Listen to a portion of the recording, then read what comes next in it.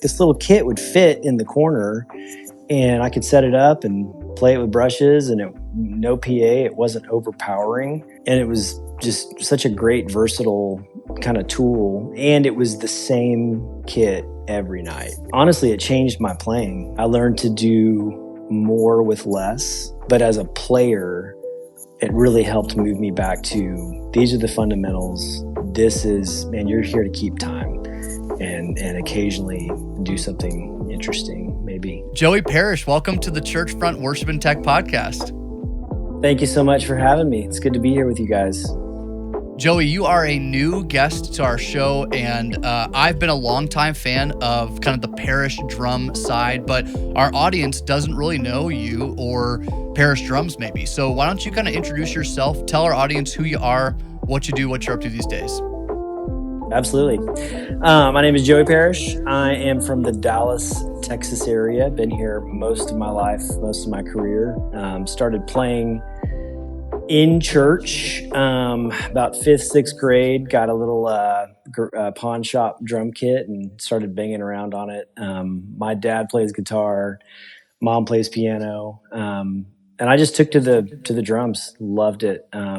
No formal lessons on the kit, and just started playing at church in the youth band, and had some friends that would do music together. And so we had our little bands around town here in North Texas. And through that, a really good friend of mine named Jesse Reeves, who lived down the street from me, started playing bass for this guy named Chris Tomlin, this little East Texas little guy running around in a cowboy hat, playing worship events for youth all over Texas. And I got roped into that about 18 years old.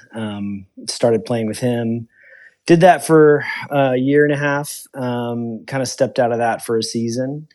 Came back a couple of years later. And at that point, his career had grown quite a bit. And so we jumped on some buses and went and hit the U.S. That season was about three to 4 years. And then the Lord moved me out of that and immediately took off with the Shane and Shane guys. I had some friends that were playing for them, and jumped on another bus, went out with those guys and started touring the U.S. again. Really enjoyed playing with them. It was a very different musical experience than what I'd come from, which was very kind of just straight down the line, kind of rock and roll. I kind of came up listening to, kind of rock and roll music, big sticks, big drums, big cymbals, all that.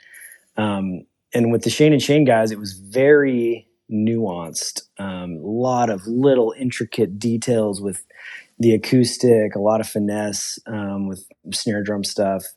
And it really grew me as a player, learning those songs. One of my really good friends was playing drums for them right before I was. And so I was able to hang out with him and kind of learn a lot about what it was like, how he made musical decisions playing with Shane Bernard. And then for years did that. And then at some point along the way, we ditched the buses and said, hey, what if we stopped living on a bus with a bunch of dudes, and started flying around instead of just kind of being trapped. It was, at one point we had 2 buses, 24 people. That's a lot of equipment. We'd set up production every day, tear it down every day, go do it again the next day, and a lot of days on the road. And so we started getting married and having kids, and the end of that season, and said, man, let's be home more and hop on a plane occasionally and fly in somewhere, play a show or 2 or 3, fly home, be with the family, rinse and repeat. And so it was a much better manageable situation to balance families and community and kind of all the things that we just didn't have up until that point. We had community, as a team on the road, which is very deep and wide, but outside of the road crew, it was just like, who do you know at home? It's like, I don't, like we'd get home and we'd all just vanish for, 2 or 3 weeks and then start up again.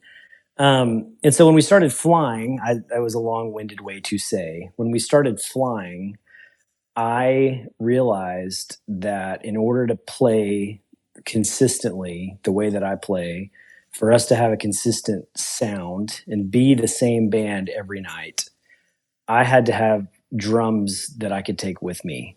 And we had done over the years, you play back lines at festivals and you just get up and, the last 8 guys have beat up this kid and it's kind of what it is. You got to play it. It's there. You can't set up your own stuff.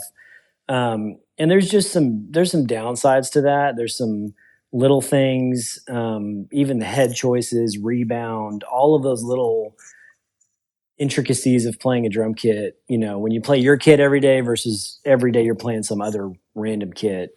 I just was like, man, I was determined to have my setup every time we played as much as possible. And so I started looking around, researching what's out there that already exists that I could pack up, take to the airport, and fly with. And there was nothing. There were a few smaller kits at the time. Somebody had been thinking, man, we need a portable nesting kit, something with this drum would tuck into this drum and, Russian nesting doll kind of a thing. And I went and checked those out, and they were so heavy. So they were still using 8-ply, really heavy-duty maple shells, which are very heavy, massive amounts of hardware, those lugs that would just go, the end of the drum to the end of the drum. And I remember the first one I looked at, I literally took a scale up there and weighed I just stacked it all up. And it was like 70 pounds, just drums, like no cases, nothing. Wow. And I was like, okay, well, I can't do that. There's no way that's going to work. And so I was like, okay, if I'm going to do this thing that I want to do, I'm going to have to figure it out by myself. I have to build these drums. And so I had done some remodeling, some not woodworking, but, trim and sheetrock and paint and stuff around the house with my dad, and on a rental house that I had. And so I was like, I have some basic skills. And so I just took a leap into drum building. And as anyone who's done that can find out, there's a lot of good resources, a lot of good information, some bad, some sketchy opinions out there on certain things. And so I just started tinkering. I would buy shells, cut them down, mess with edges, mess with finishes. And all of this literally was just for me. I was like, I need something for me that I can pack up. And I landed on a combination of sizes that would fit in a hard case. I could roll it into the airport, check it as checked bags. It was under 50 pounds, so it wasn't overweight or oversized. And I did that for years. It was a 14-inch bass drum, smallest bass drum you've ever seen. Wow. Very small. Figured out a way to tune it very low with locking tension rods. So you could set them and they would not move no matter what you did. They have like a little nylon thread running through them. And so that was a good way to kind of solve for that problem. And then as we would travel around, we did big things and small things. I knew that what would work in the smallest room would also work in the biggest room. Just from touring and playing, you can scale anything up with mics and PA, but you can't scale a giant maple kit down no matter what. Yeah. And so we'd be out on the road, play a little Baptist church somewhere or whatever. And, at the end of the night, someone would come up and be like, this is amazing. Can we buy one of these from you? I remember the, kind of first or second night out of that happening. I was just like, cause I'd said no. I was like, no, I made this for me. I don't have time. We're always touring. And I was like, you know what? I have a break coming up. I could order stuff and build a kit. And so I built a kit, and then it just kept happening, over the following years. So I didn't ambitiously set out to build drums. I wanted to solve something for me. And in solving something for me, it was applicable, to the world that I was in and still operate in, which is the church. Kind of that little small room. I mean, I remember being with the Shanes. We'd do little gatherings at somebody's house or in a little coffee shop corner, or you do conferences, and you would do the big main conference thing, and then there'd be a little breakout, with 30 people, taking notes and talking about songwriting, or how do you approach the psalms. And then we'd just play a little acoustic psalm, and it was like this little kit would fit in the corner, and I could set it up and play it with brushes, and no PA. It wasn't overpowering, and it was just such a great versatile kind of tool, and it was the same kit every night. Yeah. And so it honestly, it changed my playing in that I learned to do more with less. Um, when you're touring with buses and trucks and trailers, I mean, you end up bringing more than you need. I mean, we'd go Yeah. out and I would just have just endless little trinkets of noisy things and sparkles. And I had this 28-inch bass drum that I would take out, and I would set it next to my little bass drum, and I ran a double pedal over to it so I could go back and forth between a normal bass drum sound and then this giant thunderous, and it was cool. I mean, all those things that we were doing, it was really fun. It was really creative. But as a player, it really helped move me back to, these are the fundamentals. This is, man, you're here to keep time and occasionally do something interesting, maybe. And so over the years, that design, that original 14-inch bass drum grew to an 18-inch bass drum, different wood materials, different bearing edges. I am a really big fan of just classic, timeless aesthetic. Mm. And so I love that there's custom drum companies out there, just like any boutique custom anything. You can get purple pickups on an electric with, chartreuse, whatever inlays, and customize it and make it your own. And I respect that. I appreciate it. There is amazing craftsmanship involved in those things. What I wanted to do is I wanted to make drums that 100 years from now would just be like, oh, that's a classic, timeless looking kit. And so I kind of took cues from vintage stuff that I have, vintage stuff that I'd seen. Um, Wood hoops, which are really round and dark sounding, they lower the resonance. And so that was kind of the aesthetic design standpoint. People would reach out, and early on they would want some custom stuff, and I would do it, and I would realize that to do custom stuff is so much time. Okay, Mm-hmm. now I gotta go figure out. If someone wanted a 22-inch bass drum, you've got to do all the math again, laying out holes, drilling. What length do the tension rods need to be in order to fit this drum versus that drum. So it's almost like every time you're doing something custom, it is it's kind of a reworking of the formula.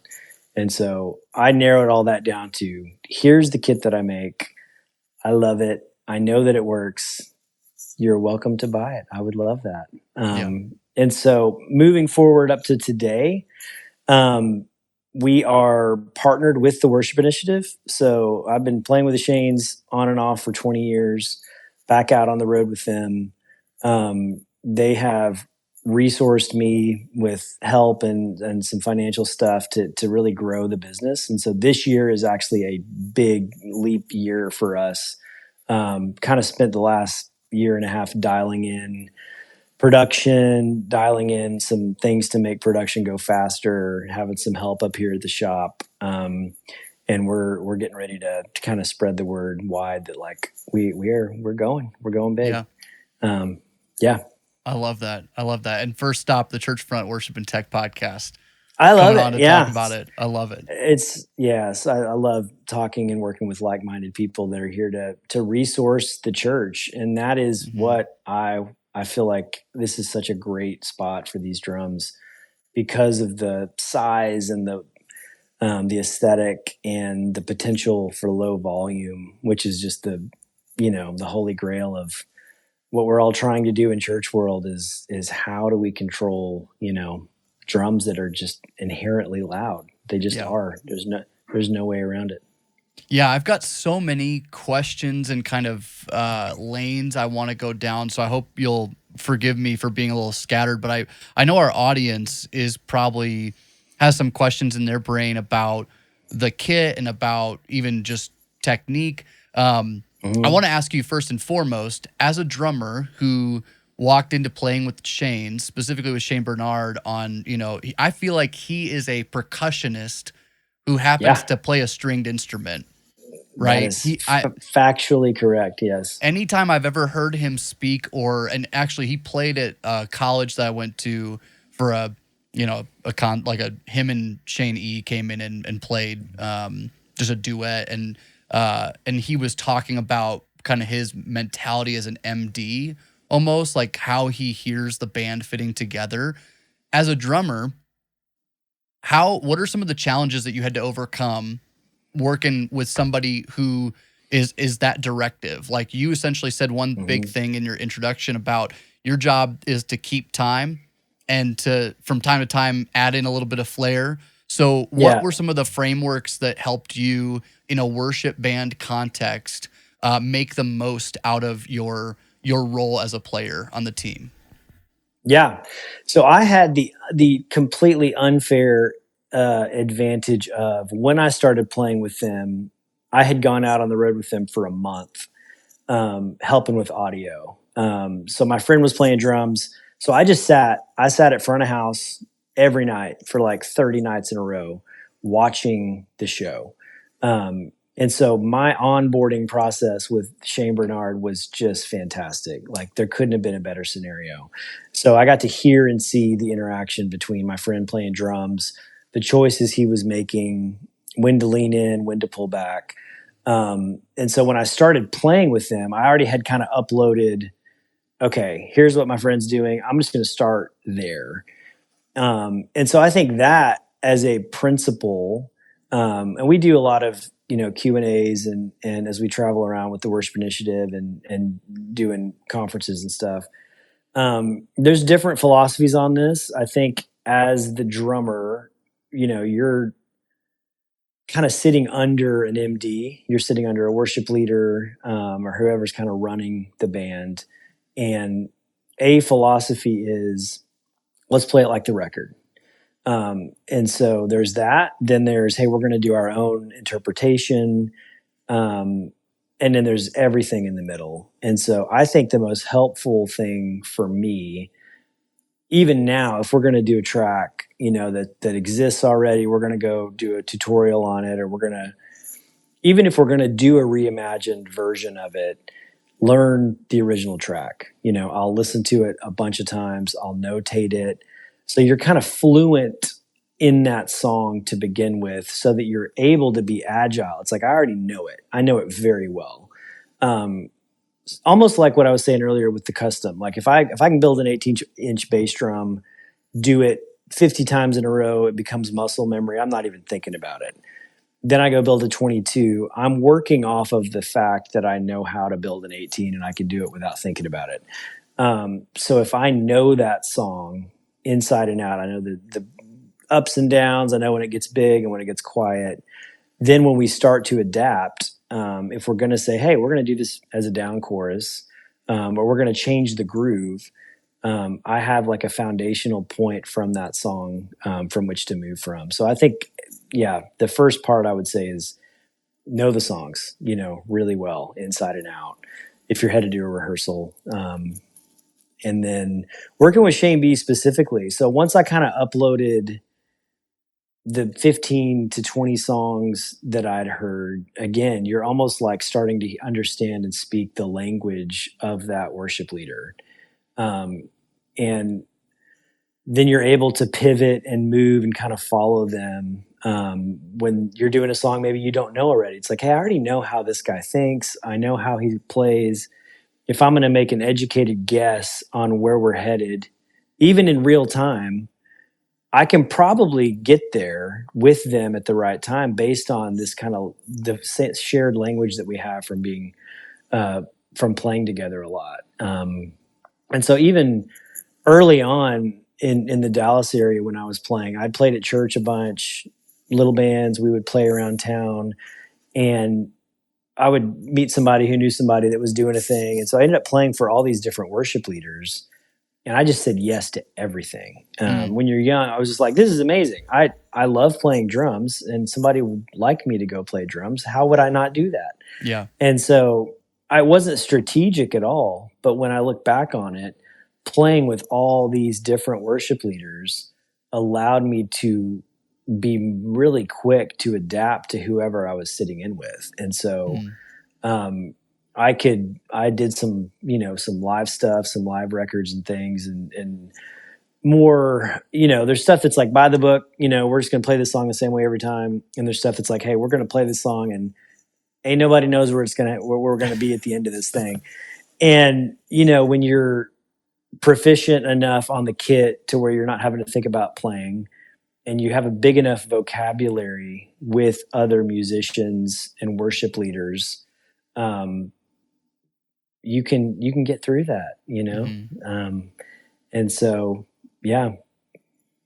What were some of the decisions that had to be made when you were designing? I know you talked about weight and travel, but when it Mhm. comes to the kit, when it comes to kind of the kit that you have in the background there, what were some of Yeah. the kind of intentional decisions for like a worship context or a worship band context in a church that you made, besides size? Like, what are some of the other things that Yeah. come to mind for you? Yeah. So when you do start down the path of drum building, there's endless. I mean, you could spend hours reading opinions, conversations, which wood is better, what are the qualities of these woods. So that's the first thing you start off with is wood. Like what do woods actually sound like? Is there a massive difference between oak and maple and mahogany and poplar? And then bearing edges. So the way that a drum head sits on the shell, if this is the drum head, there's a little part of the drum that's actually touching the drum head. And so you can have big rounded edges where there's more of the shell contacting, or you can have really sharp edges where that head is actually going to vibrate more because there's less resistance from the shell. And so I just started down all of those paths. And yeah, early on, I would adopt, okay, I read this somewhere, it's on this big company's website. It must be factually true. And I would say in general, all of that stuff is accurate. Maple is a harder wood, so it's going to resonate and activate more quickly. So if I have a big maple kit and I hit a maple drum that's all maple, the thicker the ply, there's more wood. So that drum's going to be louder and bigger and resonate longer because there's more wood to just keep it going. Mm, Um, there's things like that. So I started down the road of just investigating all that stuff. I would cut really, really sharp edges and make a drum and hit it and see if it rang out longer and had more resonance. And generally that's true. So then I would cut really round edges and see if that made the drum more dull. Um, I would say this. I feel like the way that I've arrived at the sound that I was after is a combination of all of those nuanced things. If you just have a maple shell that's 45-degree edges, you can make a lot of sonic changes to it by changing the type of head that's on it. Heads interesting. make a large difference. A maple shell is more resonant and brighter, and so as I was digging and doing more research, I kind of landed on what is the softest wood. What's on the it's called a Janka scale, but it's how dense is the wood. And mahogany and poplar are very low on that scale. So the shells that I use are mahogany on the outside. You can see the kind of brown. Whoops, pointing the wrong way. The brown, old, lawyer office, rich mahogany on the outside and the inside. And in the middle are plies of poplar, which is really, really not very dense. So it's not a pretty wood. So nobody really makes poplar on the outside. They put it in between stuff. Interesting. Or if it's going to be wrapped, like if you were going to do it, you could do a poplar kit and wrap it, and you would just see the wrap on the outside, and it would look great. Yeah. So because those woods are less dense, they don't ring out as long. They're not as resonant. Um, and then when you put a really rounded edge, so I do a big rounded outside edge. So when that drum head sits on it, the whole shell is touching the drum head. Mm. And so there's just not as much freedom for that head to vibrate. In designing these drums, I had figured out over years and years, all of the big companies are making the most beautiful, resonant, musical sounding drums. And you'll see them in the ads, so and so just found this wood that's just magical because it came from a rainforest that's populated by unicorns. And, they're beautiful. And you hit them and you hear them in those videos and they sound amazing. But what everybody's going for is a lot of resonance. Mm. And then every church that I go to, we'll set up and I'll walk over to their kit and just, take a look at it. And every kit in every church is just covered in gaff tape and gels and big fat snare drum ring. I mean, there's the industry of how do we kill all the resonance in drums is endless. If you just Google Yeah. drum muffle, you can just scroll for pages and pages and pages. Yeah. And so on a practical level, yes, these drums are big and beautiful and melodic and resonant, but how much of that is usable on a Sunday morning? Mm-hmm. And I would argue even, in any arena, unless you're doing jazz stuff and you're cranking it up, and there's reasons to have really, really resonant musical drums. But in the studio, live, man, everybody that I know and my whole career has been spent trying to tame frequencies, overtones, all that stuff. So what I wanted to do was out of the box have just the most dead, thumpy drums with the least amount of resonance. Mm. Because I feel like that's going to put anybody, especially a church, closest to the target out of the box of anything out there. So it's the heads that I'm using, it's the edge that I've cut, it's the shell material that I'm using. It's dimensionally, the drums are shorter. When you have a shorter drum, you hit the top, the bottom head, basically the air moves down and vibrates the bottom head and then, shoots back up. And it's a little bit livelier at first, but it just decays very quickly. Mm. And so it's all of those things working together to get to the final result of dead, thumpy, not resonant. Yeah, that was kind of my mission, and I feel like I've taken it as far as we can get. Yeah, it's a good kit. I want you to speak to the heads a little bit. Are you guys manufacturing your own heads? Do you have a brand that you're using and adapting? Like, walk us through kind of, because that's a question that we frequently get, is like, what's the Right. best worship drum head and why? Yeah, heads are endless. Every company, I work with Evans. I've worked with Evans for years. I've been an Evans artist in the past. Love those guys. Everything Diodario does. Heads in general, there's that sliding scale of single ply coated, double coated, double ply coated. They go down and get more dense and less resonant. The challenge for that for me has always been, I think the most pretty, beautiful sounding head is a single ply head, but it rings forever because there's not a lot resisting it. So you hit a single ply, G1 coated or coated ambassador from Remo, especially on a snare, you get all the articulation of the wires, all that stuff. But then you have all the extra unusable overtones and frequencies. So then you got to put a gel on it. I'm currently shipping drums with Evans 56, the calf tone.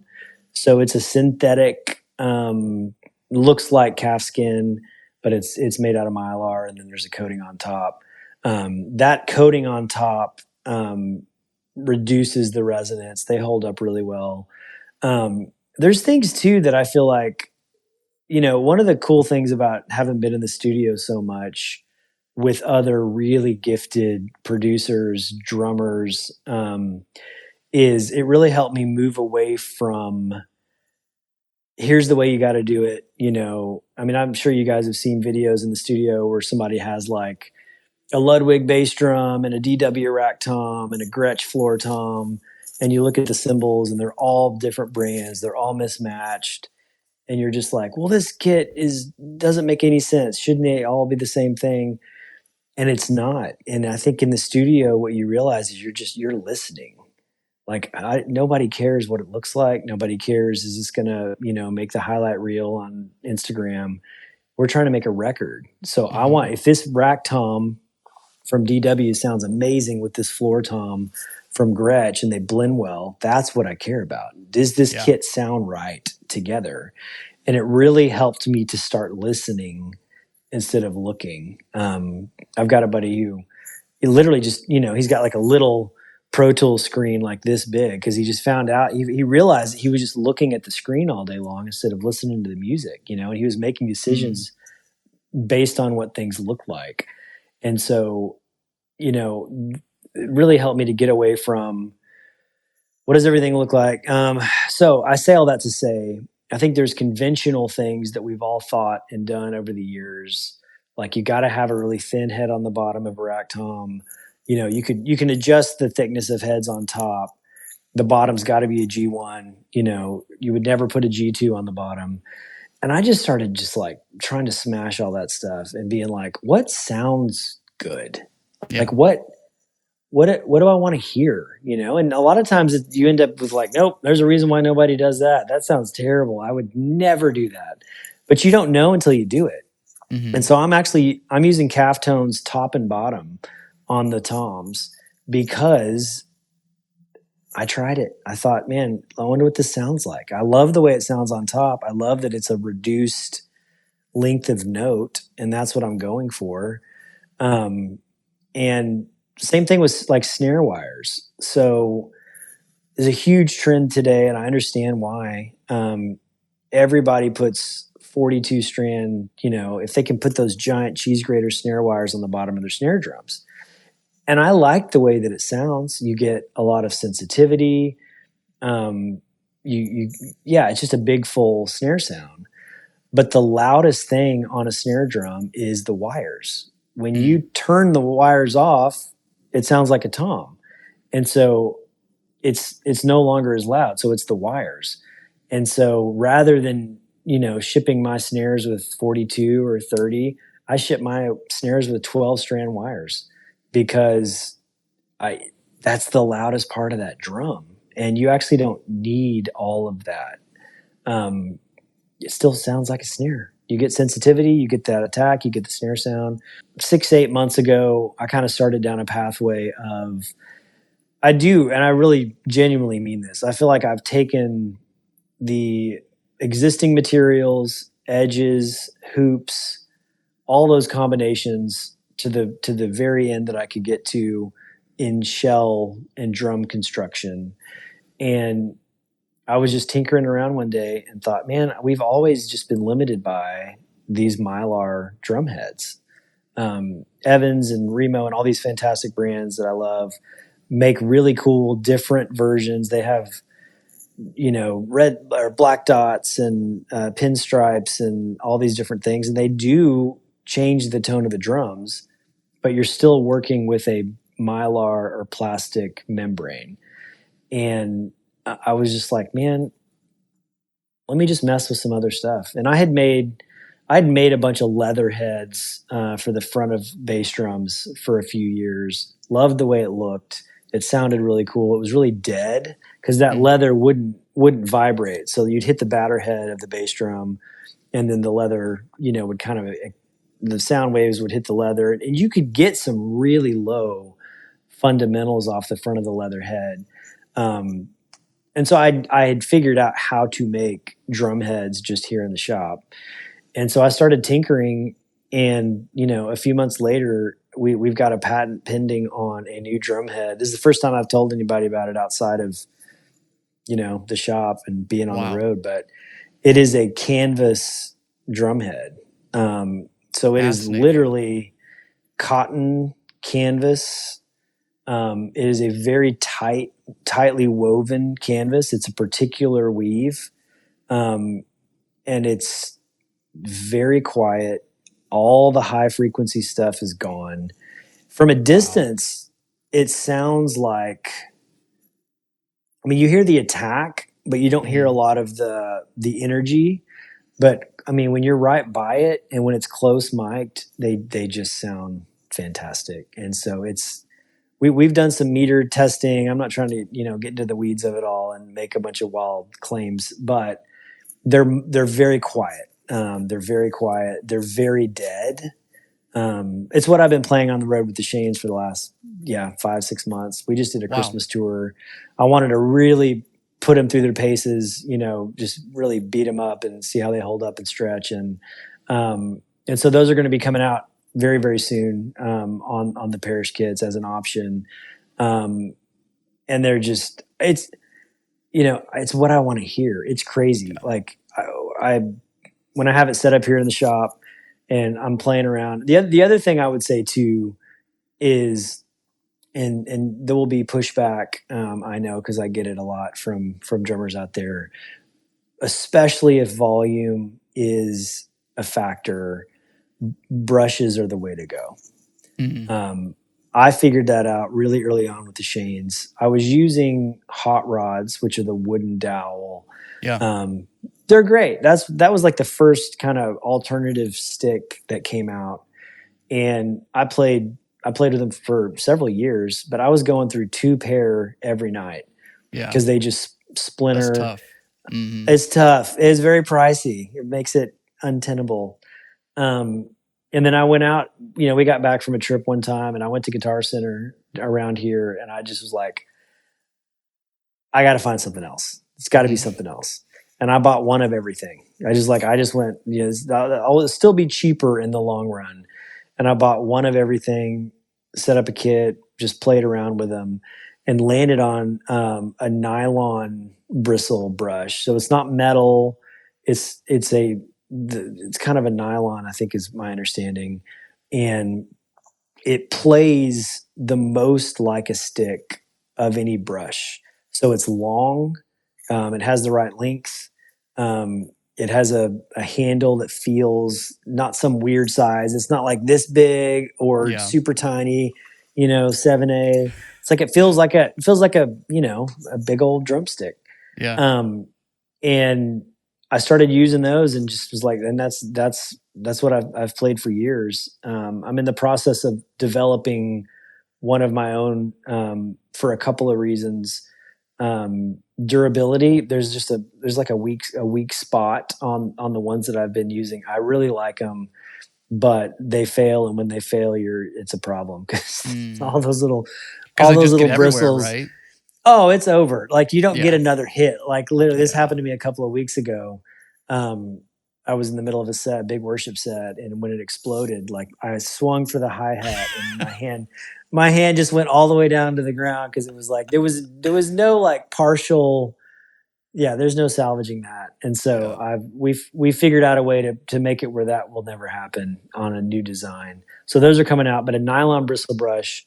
Um, in combination with these canvas heads is just the biggest, fullest, and it's just shocking because it's so quiet. It's just Mhm. very, very, very quiet.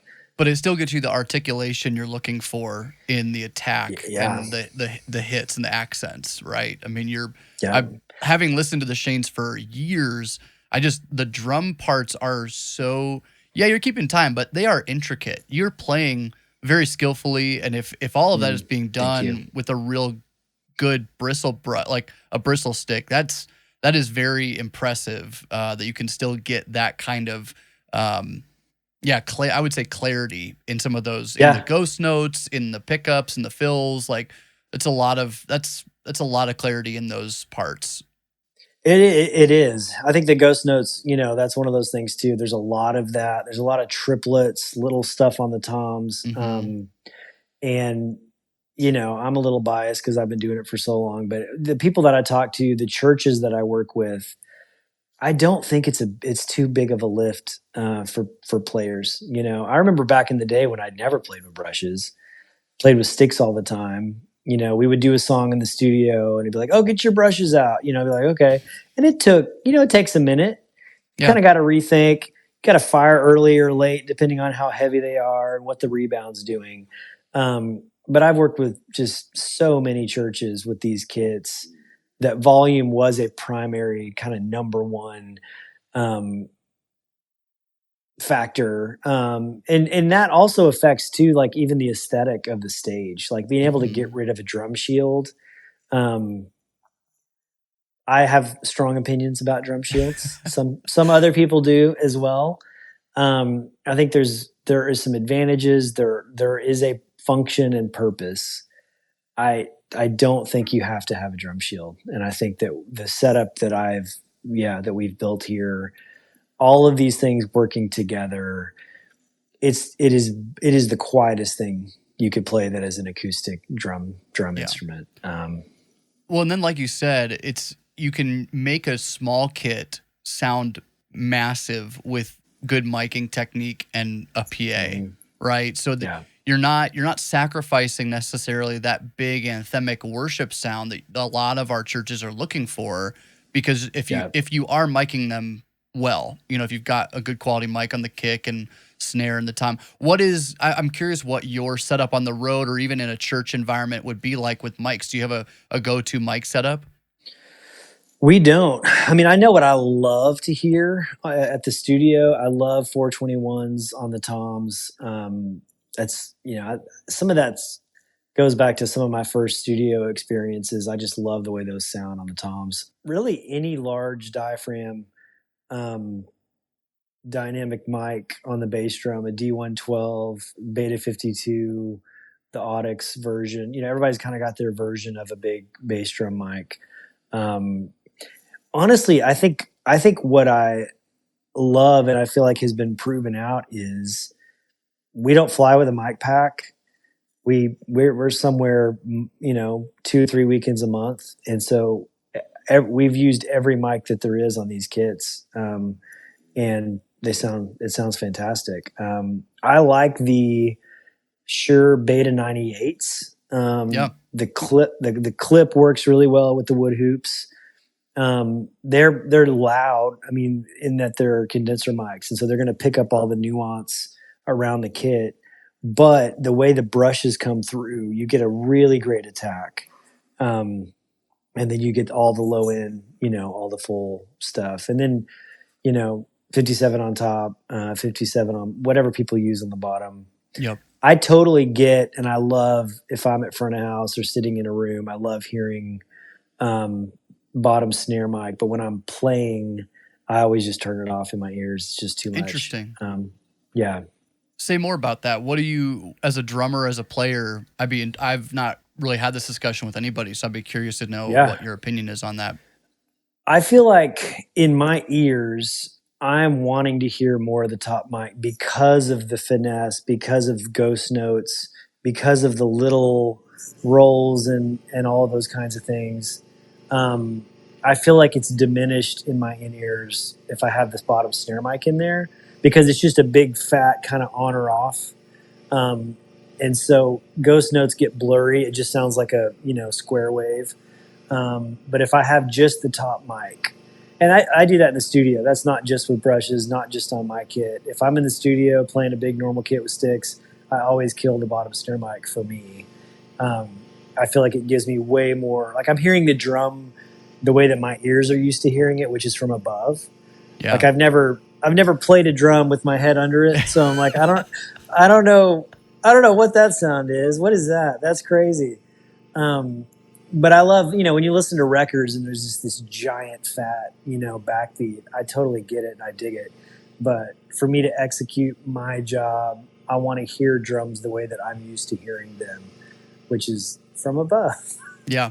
Yeah, that's really Yeah. I'm That's intriguing. I had not really thought about that concept as a player, and so thanks for sharing that perspective. I wonder if you can. I would love to hear some coaching from you on maybe speaking to the worship pastor listening. Mhm. A lot of times we as worship pastors will get volunteer players who, they've played cover bands, they played in a punk rock band in high school or Yeah. whatnot. They've traveled the rock band a little bit, played at a couple bars or something like that. And they come into the worship space and they don't really know how to adapt. They don't really know how to kind Mhm. of adjust the style of going from big kick drum, big, 2, 3 floor toms on a kit, big deep Yeah. snare drum, like, and they're, it's a struggle. And a lot of times a worship leader might not have language to help them Mhm. on how to kind of, I don't want to say completely convert or transition, because there is a player element still there that's kind of their style. But Yeah. stylistically, is there anything that you would coach drummers with the worship kind of style that, not just speaking Shane and Chains, but you've played with all these worship leaders, so you've Mhm. kind of got the variety in there. How would you coach somebody to adjust or make some of those subtle tweaks that would go far for a worship band drummer? Yeah. And man, in answering that question, I'm speaking to myself at 15 to, 25 years old. Because I was the loudest, I mean, over the top, overplaying. Um, yeah, and I coming in with a mindset of, like, man, I people are gonna remember the drums when they leave today, and just seeing the pride and the arrogance and the error of that mindset. And I had it. I mean, it was just, yeah, I didn't have anybody, kind of speaking to me from the perspective we're talking about now.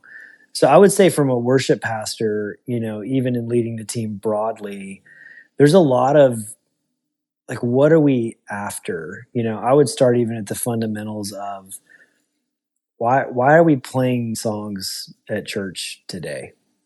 Why would we get together? Why would we rehearse? Why did somebody think through this and listen to the message or read the message notes and choose songs that align with the message of the passage we're going to look at today? All of those things reinforcing each other. And the reason that I would say is, man, we want to sing together.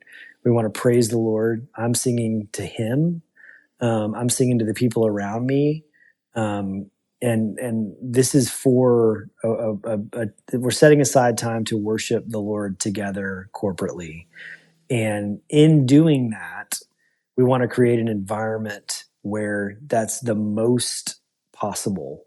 Um, and so, man, I think that there's beauty and there's art, and all of these things factor in. And so there's not a right way or a wrong way, but just setting the tone for, okay, if that's the goal, how do we move forward? How is everybody thinking through their part? Is it, if you're the guitar player, is that big moment clouding out the melody, and is it going to make it hard for somebody to focus or sing to the Lord?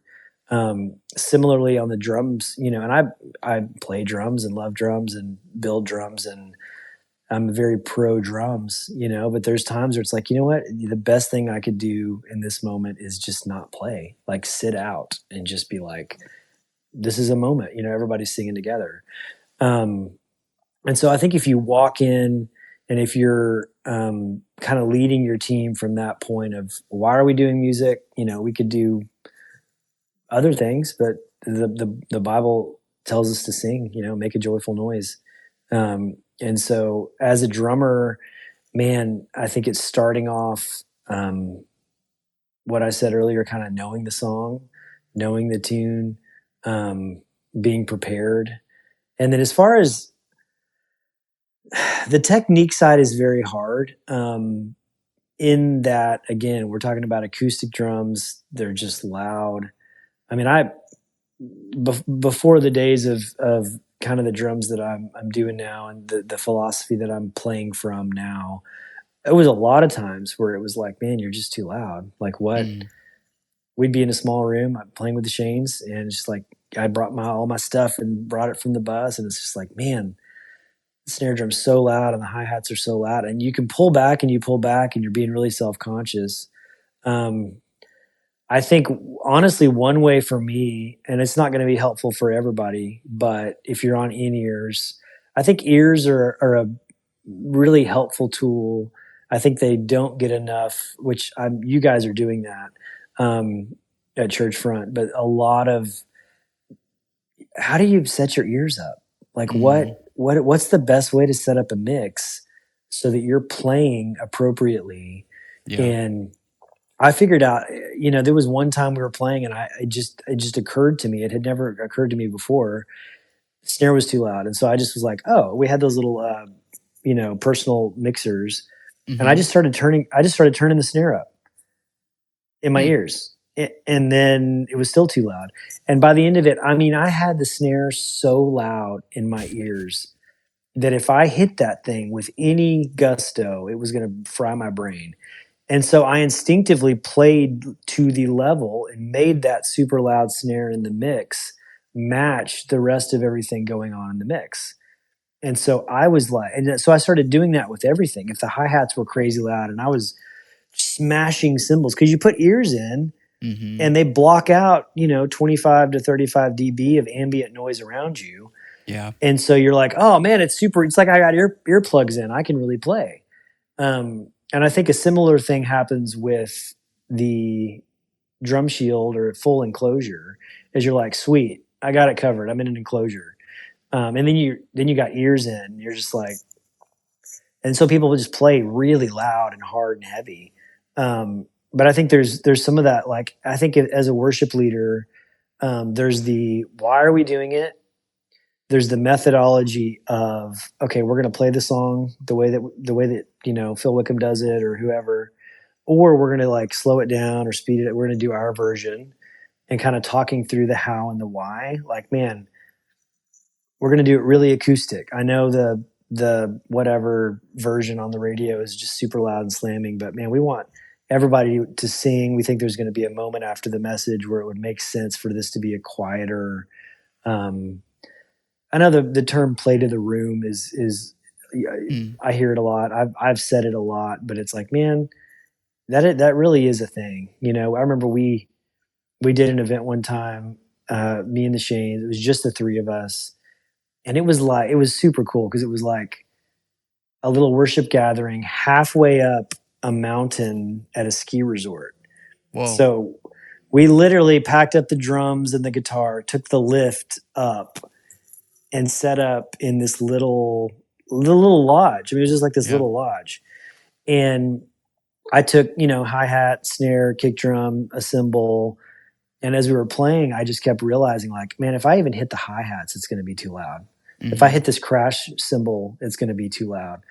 And if I leave them up, I'm going to hit them because I'm Yeah. a drummer.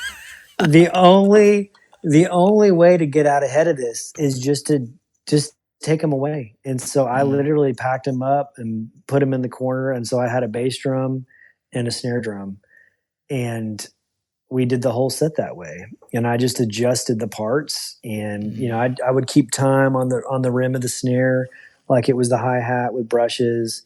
Um, and it was a different, slightly version of that song that was appropriate for that moment. We didn't like start doing it that way every time, but it was like right. having that open mindset of why are we here? What are we doing? What's the goal? Like if everybody leaves today and this happened, and your part of that was, man, and maybe it's playing really a lot and really musical and doing that thing that's on the record that's really hard that you worked on. Maybe that really would serve the moment in the congregation really, really, really well. But it may not be that that's true. Yeah. Um, yeah, I mean, the thing that you just said about the in-ears, I have to circle back to this because it's one yeah, of the yeah, most common questions we get is how do you teach people to build a good in-ear mix? And a lot of people are using the personal monitor mixes or they're using a yeah. wireless pack with an iPad app or something like that. And it's Hmm. tough. It's just so what you just said about increasing the volume so that you're playing correctly to the level of the rest of the mix is such a simple and great tip. So huge thank you to you for sharing that. Yeah. Um, I that would will serve our say, listeners a lot. yeah. And even piggybacking off that, I think there's a way as the worship leader or MD of, if you're feeling like any kind of wonky, like, man, is the timing off? I think there's a really humble, you're in charge, but like humble, non-insulting way to be like, hey, let me just hear what like, can I just walk over Mhm. and plug my ears into your mix? And Yes. you're just like, hey, we'll just keep playing. Let me make some. Let me think through this. And maybe make some tweaks. Turn the bass drum up. We tend to Yep. just slam the. We use really hard beater. A rubber beater on the bass drum, which we like. I love the way that attack sounds, but Mhm. it's also very very very loud. And if you start to almost blend and build your mix closer to a record and adjust the drums up or down. I think the other thing that people do a lot of, um, and I'll probably get pushback from this, but like I turn tons of stuff off in my ears. Mm. We'll do a big event. We did something with a choir the other day. It was the Shanes. It was full band, 15,000 student. Well, I think it was students, young adults in this room, and they all sang, and it was the most beautiful. I mean, the most singy room I maybe ever been in. Yeah. That's Um, cool. and there was a 200-person choir behind us, and I would love to have heard all of that. And the first thing I asked the monitor guy to do was to turn off all the crowd mics Yeah. It's a because lot. because as much as I would love to hear that, I got to keep us on the track. And for me to do that, I can't be moved from the click from too much ambience. And Mhm. so I don't use crowd mics. I don't have the choir in my ears. I Yeah. have like click, you know, vocal, acoustic, drums, kind of depending on what's going on, keys. I mean, I have everything, but I have a really minimal basic mix Yeah. with click. I mean, yeah, nobody would believe how much click I'm playing with when I'm playing. Well, if you've It's got good monitors and all if click. you can handle if your drivers are sufficient, it's good to have a lot of click, Yeah. especially if you're the drummer and you're keeping your main job is keep time, right? Hmm. Yeah. Keep the pocket nice and tight. Yeah. That's good. Hopefully. The other thing I do want to make sure listeners pay attention to is when you told that story about, playing up on the mountain, I think that posture of kind of being willing to maybe put stuff away, rearrange the kit a little bit. It also gives a lot more space and flexibility to the rest of the team. Like, I think one of the Hmm. benefits to you and Shane B playing is that you guys kind of fill each other's negative space musically. When Yeah. you're not hitting the snare, he's doing some Jenga Hmm. Jenga on that sixth string that Yeah. fills some of that space where and I've heard him say before too, he doesn't need to play all the time because he wants to make sure there's room for that snare accent to come Hmm. through. And with you having the ability to kind of say, okay, I'm gonna not have a tom, I'm not gonna have hi-hat. You're gonna have to kind of get creative with how to keep time. I'm sure that he also played a little bit differently in that Oh yeah. space with his acoustic because there's more Yeah. creative space musically for some of those nuance um, opportunities to come through. Hmm. So I would encourage Yeah. listeners to feel the freedom too to put some stuff away. If you're struggling to get a good mix from your drummer, or if your drummer's not feeling confident in their ability to play well or to the room, like you mentioned, that might be a good step. Is just to kind of simplify, trim down, take away, adjust, just to continue to experiment with some of those pieces. Absolutely. And I would say another, um, piggybacking off that, and also going back to if you were working with a new drummer with experience maybe in other worlds. You talking about Shane B again just makes me think of it. He is the most dynamic musician I have probably ever heard. I think in the worship space, he I takes the mean, cake for that.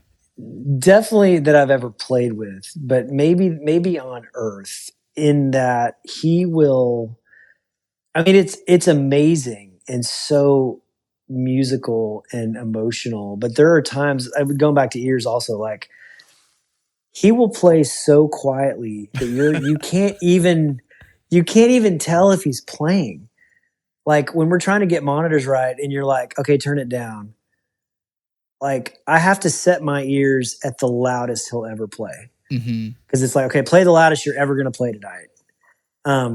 And he honestly, sometimes he can't because it's like he's not in that moment. You know, he might he's going to go to 11 and I've got He's not in his double strum triplet moment yet. No. So I'll set it as high, you know, based on his loudest moment.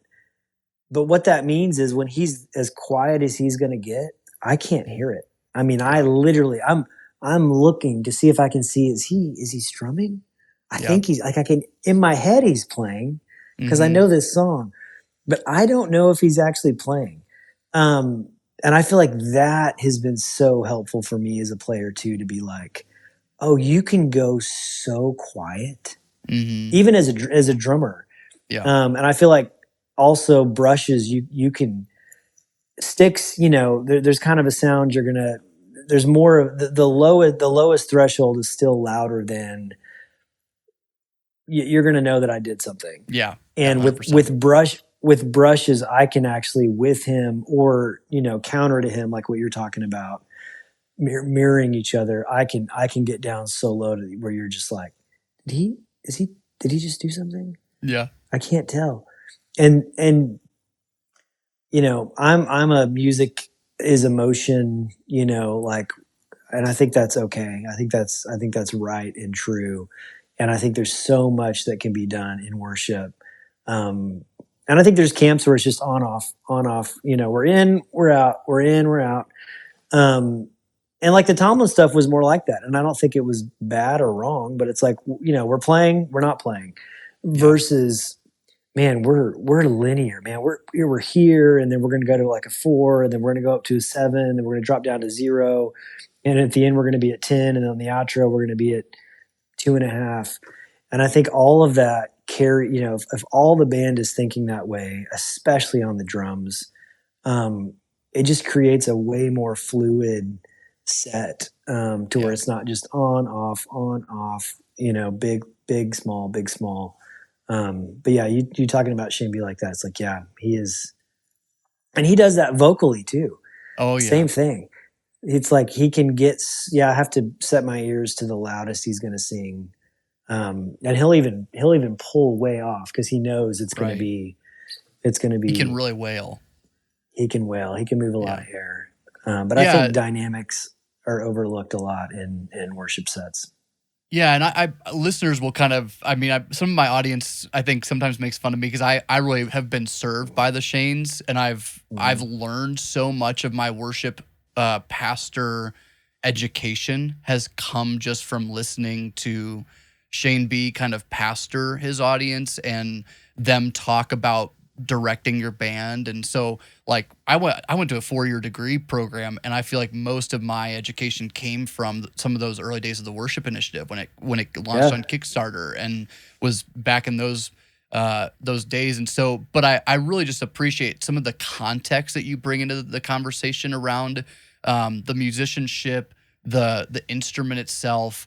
It's been super, super helpful to just glean some wisdom. And I think our audience and viewers will be really served and blessed by our conversation today. So, Joey, so appreciative of your time. Can you tell the listeners, like, if they want to check out anything in regards to Worship Initiative or Parish Kits, like, where should they go to connect with you and what you're up to? Absolutely. Yeah. And man, thank you so much for having me on. I love being a part of these conversations.